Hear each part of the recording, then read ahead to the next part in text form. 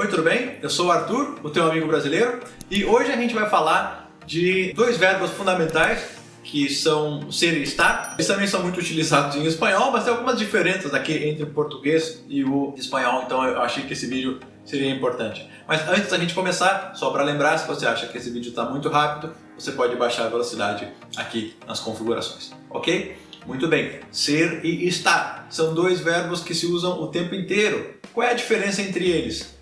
Eu vou dizer o seguinte: ser é um verbo das coisas eternas, das coisas permanentes, e estar é o verbo das coisas temporárias, das coisas que não são para sempre. Essa é uma regra geral, tá? Então você pensa em alguma coisa, se for uma coisa que é para sempre ou que deveria ser eterna, você vai dizer ser. Se for uma coisa que é temporária, você vai dizer estar. Tá, mas isso é muito teórico. Na prática, o que isso significa? Isso significa que você precisa pensar numa coisa que não deveria se alterar e aí você vai dizer ser.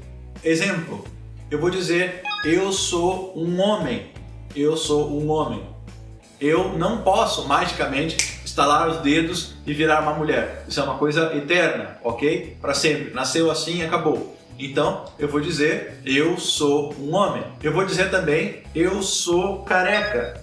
Isso é curioso, porque de fato você vai nascer, você nasce com cabelo, depois você perde o cabelo. Mas quando você descreve essa característica, as características do seu corpo, você vai dizer um ser. Elas são eternas, ok? Ainda que o careca, né? A calvície, de fato esse é o termo técnico mais formal, ainda que a calvície seja uma coisa que você não nasce com ela, você com o passar do tempo, você vai usar o verbo ser. Eu sou careca, eu sou calvo, eu sou um homem. Eu não sou alto,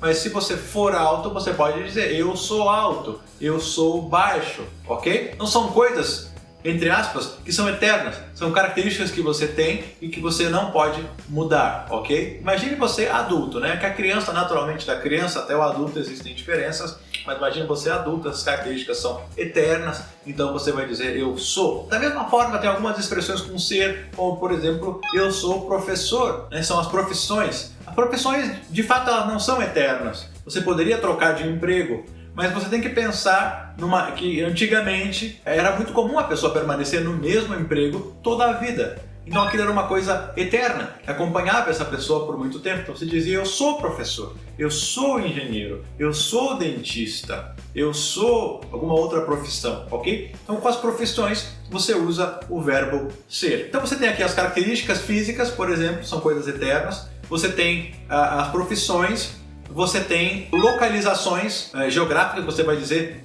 Brasília é no Brasil.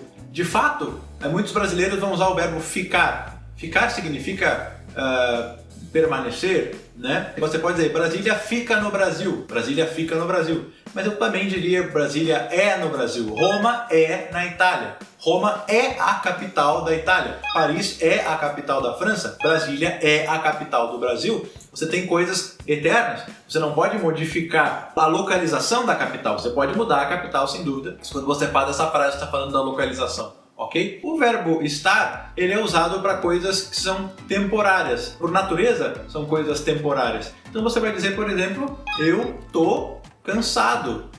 Eu tô cansado. Cansado agora, não sempre, não em todos os momentos, né? Eu tô com fome. Eu tô com fome, ok? Tô com sede.